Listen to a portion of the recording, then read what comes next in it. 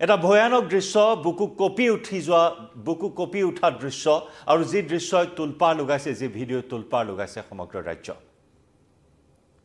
অমানসিকতা চূড়ান্ত অমানৱীয়তা চূড়ান্ত অমানসিকতাৰে এগৰাকী লোকক এজন নাউৰিয়াই মুখত গুৰিয়াই নৈত পেলাই দিয়াৰ এটা শিহৰণকাৰী দৃশ্য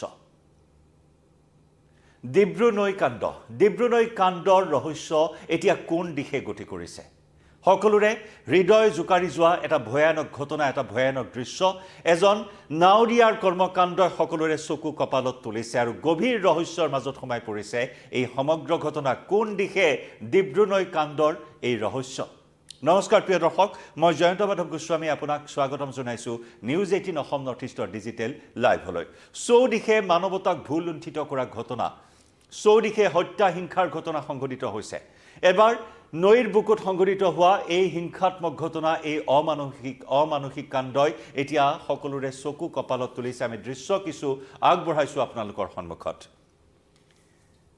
এয়া এছডিআৰএফৰ অভিযান চলি আছে আৰু এই হৈছে ঘটনাৰ এটা শিহৰণকাৰী দৃশ্য সোশ্যাল মিডিয়াত ভাইৰেল হোৱা এটা দৃশ্য য'ত নেকি মনোজ পাৰিকা নামৰ এইগৰাকী ব্যক্তিক নাউৰিয়াই লঠিয়াই গুৰিয়াই এনেদৰে নাৱৰ পৰা পেলাই দিলে নদীত নাৱত উঠিবলৈ যৎপৰোনাস্তি চেষ্টা চলালে দুৰ্ভগীয়া লোকজনে কিন্তু নাৱত উঠিবলৈ নিদিলে নাউৰিয়াই এজন নাউৰিয়াৰ এই অমানসিক কাণ্ড এই অমানৱীয় কাণ্ড কিহৰ কাৰণে মনোজ পাৰিকা নামৰ এইজন লোকক নাৱত উঠিবলৈ নিদিলে নাউৰিয়াই সেই ঘটনা এতিয়া গভীৰ ৰহস্যৰ মাজতে সোমাই আছে ইতিমধ্যে নাউৰিয়াক চিনাক্ত কৰা হৈছে তিনিচুকীয়াৰ লাইকা দধিয়াৰ এই নাউৰিয়াজন বৰ্তমান পলাতক হৈ আছে এই ঘটনা সন্মুখলৈ অহাৰ পিছত এই ভিডিঅ' ভাইৰেল হোৱাৰ পিছত সমগ্ৰ বিষয়টো সন্দিহান হৈ পৰিছে আৰক্ষীয়ে জোৰদাৰ তদন্ত চলাইছে আৰু একে সময়তে দধিয়াবাসী ৰাইজো জাঙুৰ খাই উঠিছে দধিয়াবাসী ৰাইজ এই মুহূৰ্তত সহমত প্ৰকাশ কৰিছে এইগৰাকী নাউৰিয়াৰ বিৰুদ্ধে কঠোৰ ব্যৱস্থা গ্ৰহণ কৰা হওক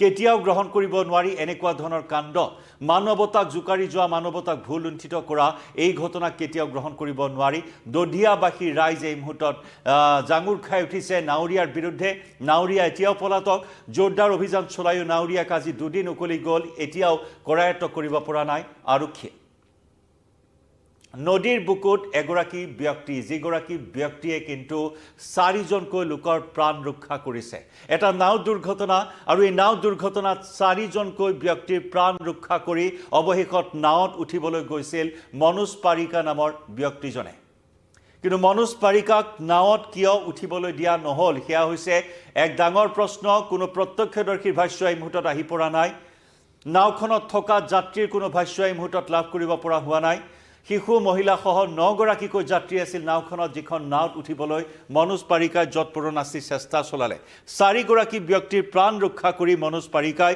নাওখনত উঠিবলৈ গ'ল কিন্তু নাৱত উঠিবলৈ দিয়া নহল কিয় এনেদৰে এই কাণ্ড সংঘটিত হ'ল উপকাৰীক অজগৰে খাই যি শাৰী আপ্তবাক্য সেই আপ্তবাক্যশাৰী ডিব্ৰুনৈত এনেদৰে দেখিবলৈ পোৱা হ'ল উপকাৰীক অজগৰে খালে এয়া চাওক 4 গৰাকীকৈ ব্যক্তিৰ প্ৰাণ ৰক্ষাকাৰী মনোজ পাৰিকা যি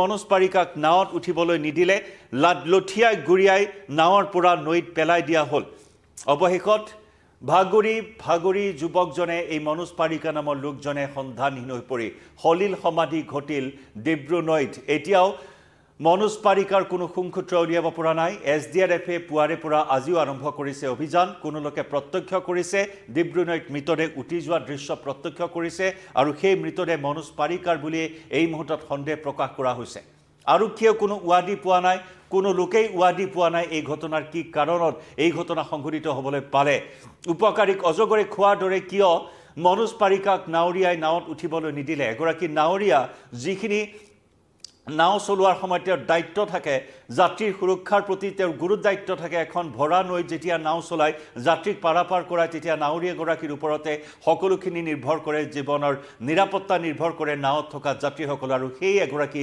নাউৰিয়াৰ এই অমানৱীয় কাণ্ড এই অমানসিক কাণ্ডই কিন্তু সকলোকে ভবাই তুলিছে এইখিনি মুহূৰ্তত এগৰাকী মিচিং সম্প্ৰদায়ৰ লোকৰ এই কাণ্ড নাউৰিয়াজন মিচিং সম্প্ৰদায়ৰ বুলি জানিব পৰা হৈছে আৰু যাৰ বাবে দধিয়াবাসী ৰাইজে এই মুহূৰ্তত জাঙুৰ খাই উঠিছে দধিয়াবাসী ৰাইজে কি কৈছে আমাৰ হাতত ভাষ্য আছে আগবঢ়াই লৈছো এই ঘটনা সন্দৰ্ভত নাউৰিয়াজনৰ কৰ্মকাণ্ড সন্দৰ্ভত স্থানীয় লোকসকলে কি কয় দধিয়াৰ যোৱা পৰহি দিনাখন দিনজান ঘাটত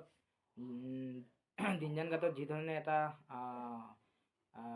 নাও দুৰ্ঘটনা হ'ল, সেই সম্পৰ্কত মই আজি দদিয়াৰ স্থানীয় যুৱক হিচাপে বা দদিয়া পুনঃস্থাপন দাবী সমিতিৰ সম্পাদক হিচাপে মই আজি আহিছোঁ যে দদিয়াৰ প্ৰকৃতাৰ্থত ঘটনাটোনো কি হ'ল মই এই সম্পৰ্কত সংবাদ মাধ্যম যোগেদি আজি অসমৰ জনতাক জনাই দিব বিচাৰিছোঁ।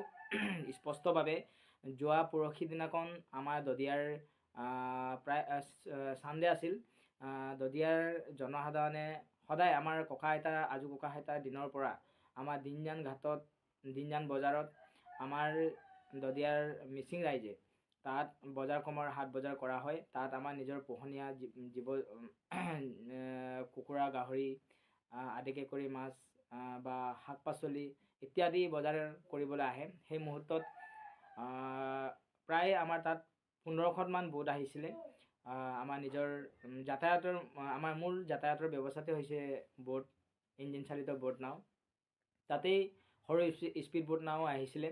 অহা সময়ত বজাৰ কৰিলে, বজাৰ কৰাৰ সময়ত ঘূৰি যোৱা সময়ত প্ৰায় 1টামান বাজিছে। সেই সময়ত দিনৰ 1টামান বাজিছে। সেই সময়ত দদিয়াৰ নিবাসী জয়গেশ্বৰ মিপুনৰ নেতৃত্বত তেওঁৱেই বোট ড্ৰাইভাৰ আছিল। ইঞ্জিন চালিত সৰু স্পীড বোট নাও আছিল। তাত আছিল বোট নাওখনত যাত্ৰী প্ৰায় 9জনমান আছিলে। নামটো আছিলে যিজন ড্ৰাইভাৰ জয়গেশ্বৰ মিপুন, আৰু আছিলে জ্যেষ্ঠ এজন ব্যক্তি আছিলে জীয়াদল মিপুন। তাত আছিলে আমাৰ কালামণি পানিকা, আছিলে তাত হেমা মিপুন, আছিলে আমাৰ যুৱক এজন আছিলে, তাত আছিলে মনোজ পামে, আৰু আছিল অমৃশ মিপুন। মহিলা দুগৰাকী আছিলে দীপালী মিপুন, দীপালী নৰ আৰু বলেশ্বৰ পাছাৰ আৰু হেমা মিপুন। আৰু তাতে আছিল কণমানি দুটি, এজন আছিল 4 বছৰীয়া সন্তান এজন আছিল, আৰু এটি সৰু শিশু 2 বছৰীয়া শিশু আছিল। আচৰিত ধৰণৰ নগদা এটা ঘটনাই ঘটিলে যে ঘৰলৈ উভতাৰ পথত এই যাত্ৰীসকলে খোৱা দোৱা খাই এখন গছৰ মূৰত যেতিয়া নেকি এখন স্পীড বোট নাওখনে খুন্দা মাৰি তাত নাওখন ওলটি গ'ল সম্পূৰ্ণভাৱে। ওলটি যোৱা সময়ত তেওঁলোকে যেতিয়া এটা একদম আচৰিত ধৰণৰ খোৱা দোৱা খাই যেনেধৰণে মহিলাসকলক, শিশুসকলক উদ্ধাৰ কৰাৰ ক্ষেত্ৰত এই বোটত থকা যুৱকসকলে, স্পীড বোটত থকা যুৱকসকলে যেতিয়া ধৰণে খোৱা দোৱা খাই তেওঁলোকক যেতিয়া চিঞৰ বাখৰ এটা লাগিলে, তেতিয়া উদ্ধাৰ কৰাৰ সময়ত আমাৰ দিনজানৰ এজন দাদা নিৰী লোক আহি তেওঁ উদ্ধাৰৰ কাৰণে সহায়ৰ হাত আগবঢ়াইছিলে। সেই সময়ত খুব এটা নগথা এটা ঘটনাই আমাক আজি আচৰিত কৰি তুলিছে যে অমৃশ মিপুন বোলা বাকী গোটেইখিনি উদ্ধাৰ কৰা হ'ল। সেই সময়তে অমৃশ মিপুন বোলা এজন ব্যক্তিয়ে, যুৱকে, আমাৰ যিগৰাকী দিনজানৰ এজন নিৰী দাদা এজনে তেওঁ মহিলাসকলক উদ্ধাৰ কৰাৰ সময়ত তেওঁ খুব নিৰ্মমভাৱে অত্যাচাৰ চলালে। যে সেই নিৰী লোকজনক, দিনজানৰ দাদাজনক লাত ঘূৰ মাৰি, সকলোৱে আপোনালোকে ছবিত দেখিছেই, ভিডিঅ' ছবিত দেখিছেই যে তেওঁক নদীৰ বুকুত পেলোৱা কাণ্ডটি এটা একদম নভবা নোপোনা এটা ঘৃণনীয় কাণ্ড। খুব এটা বেয়া লাগিছে আমি যে তেওঁ যি ধৰণে এনেকুৱা ধৰণৰ সেই দাদাজনক অত্যাচাৰ কৰিলে, তেওঁৰ পৰিয়ালক আজি অন্ধকাৰ কৰিলে। মই এই মঞ্চৰ পৰাই তেওঁক দদিয়া পুনঃস্থাপন দাবী সমিতিৰ সম্পাদক হিচাপে আৰু দদিয়াৰ স্থানীয় ব্যক্তি হিচাপে, যুৱক হিচাপে মই তেওঁক এইখন মঞ্চৰ পৰাই গৰিহণাৰ ধিক্কাৰ দিছোঁ। আৰু এইজন ব্যক্তিক কোনোৱে যাতে সুৰক্ষা নিদিয়ে, এইজন ব্যক্তিক ওলাই আনি কঠোৰতম ব্যৱস্থা গ্ৰহণ কৰিব লাগে। মই স্থানীয় ব্যক্তি হিচাপে দদিয়া পুনঃস্থাপন দাবী সমিতিৰ সম্পাদক হিচাপে যোৱাকালি তিনিচুকীয়া জিলাৰ প্ৰশাসনক সম্পূৰ্ণভাৱে সহায়ৰ হাত আগবঢ়াইছোঁ যে তিনিচুকীয়াৰ DSP আৰু পানীতোলাৰ IC মহোদয়ৰ নেতৃত্বত কনিষ্টেবল এটা দলক লৈ মই মোৰ নিজৰ স্পীড বোট নাওখনেৰে দদিয়ালৈ লৈ গৈ তেওঁক তদন্ত কৰা হৈছিলে। আৰু যিকেইজন ব্যক্তিয়ে বোট নাও দুৰ্ঘটনা হৈছিলে তেওঁলোকৰ সমস্যা বুজ লৈ তেওঁলোকক সম্পূৰ্ণভাৱে DSP ছাৰে সাক্ষাৎ কৰি আৰু আমি অমৃশ মিপুনৰ ওপৰত তদন্ত চলাবলৈ তেওঁৰ সম্পূৰ্ণ গৃহত উপস্থিত হৈ আমাৰ কনিষ্টবল পাৰ্টীৰ আমাৰ DSP ছাৰৰ নেতৃত্বত যোৱা দলে আমি তেওঁৰ ঘৰত প্ৰৱেশ কৰিলোঁ। প্ৰৱেশ কৰি যোৱা সময়ত অমৃশ নিপুণে ঘৰত নাই, পলাতক অৱস্থাত আছে। গতিকে তেওঁক অতি সোনকালে কঠোৰতম ব্যৱস্থা গ্ৰহণ কৰিম আৰু এই ক্ষেত্ৰত কোনো ধৰণে আমি লাহেকৈ নাথাকোঁ আৰু এই ক্ষেত্ৰত সম্পূৰ্ণভাৱে আমি তেওঁক অতি সোনকালে কৰায়ত্ব কৰিবৰ কাৰণে আমি দদিয়াৰ যুৱক হিচাপে আমি চৰকাৰ তথা আমি ৰাইজক সহায়। আৰু সেয়া এগৰাকী ব্যক্তিৰ ভাষ্য আগবঢ়ালোঁ আপোনালোকৰ সন্মুখত। যথেষ্ট নেকি বৰ্তমান হতাশ হৈ পৰিছে এই সমগ্ৰ ঘটনাক কেন্দ্ৰ কৰি। তেওঁ জনাইছে নাওখনত কোন কোন আছিল, মহিলা শিশুকে ধৰি 9 গৰাকী যাত্ৰী আছিল। ইয়াৰে জলদেশ্বৰ নিপুণ বুলি যিগৰাকী নাৱৰীয়া, সেই নাৱৰীয়াগৰাকীৰ এই কাণ্ড কোনোপধ্যেই গ্ৰহণযোগ্য নহয়। তেওঁলোকে এই কথা সদৰি কৰিছে আৰু কোনোপধ্যেই তেওঁলোকক যাতে সুৰক্ষা প্ৰদান কৰা নহয়, আশ্ৰয় প্ৰদান কৰা নহয়, তাৰ প্ৰতিও সকিয়নি দিছে আৰু আৰক্ষীক পূৰ্ণ সহযোগিতা আগবঢ়াইছে অঞ্চলটোৰ লোকসকলে। কাৰণ এক নভবা নুপুজা ঘটনা এই মুহূৰ্তত আমি আপোনালোকক দেখুৱালোঁ, জনাইছোঁ। যোৱা দেওবাৰৰ ঘটনা, দিনজানত এই স্পীড বোটখন দুৰ্ঘটনাত পতিত হৈছিল। এটা গছৰ মূঢ়াত খুন্দা মৰাৰ পিছতে হোৱা দোৱা লাগিছিল আৰু দিনজানৰে যুৱক, এগৰাকী নিৰীহ যুৱক মনোজ পাৰিকাই নৈত জাপ দি উদ্ধাৰ কৰিছিল, দুৰ্গতজনক সহায় কৰিছিল, মহিলাসহ 4 জনক উদ্ধাৰ কৰিলে। কিন্তু সেইগৰাকী ব্যক্তিক নাৱত উঠিবলৈ নিদি এনেদৰে প্ৰহাৰ কৰিলে, মুখত গুৰিয়াই থেতেলিয়াই নাৱৰ পৰা দলিয়াই পেলাই দিয়া হ'ল নৈত আৰু ডিব্ৰু নৈত এতিয়াও নিখোজ হৈ আছে মনোজ পাৰিকা নামৰ এইগৰাকী ব্যক্তি। কিমান এটা অভাৱনীয় কাণ্ড, যি নেকি সহায় কৰিলে, উদ্ধাৰ কৰিলে এজন লোকক আৰু সেই লোকজনকে মৰিয়াই নৈত পেলাই দিয়া হ'ল।